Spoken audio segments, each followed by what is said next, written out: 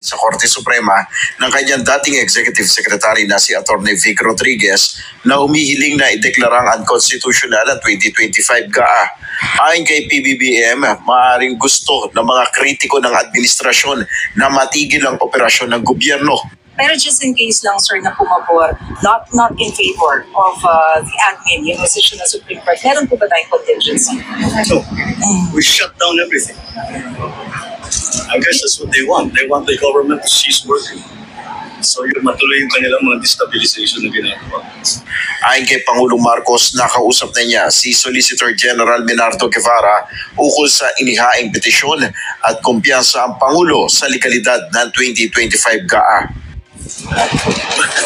I've read some of the filing, the complaint.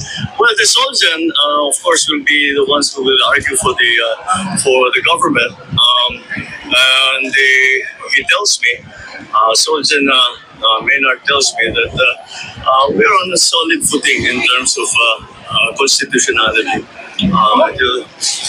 I don't know why they bothered to file that because napakahirap ng kanilang assertion. It clearly doesn't. Well, anyway, it's not for me to make the argument.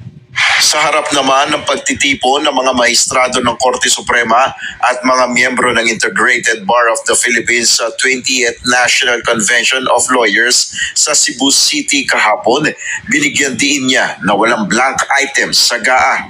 Last month, I had to read 4,057 pages of the General Appropriations Act for 2025 because I reviewed it, analyzed it, and yes, in parts, vetoed it. And so for those of you, and up to now, I cannot find those damned blank items. Nel Maribuho, UNTV News and Rescue, Diyos ang aming sandigan, serbisyo publiko ang aming pinahalagahan.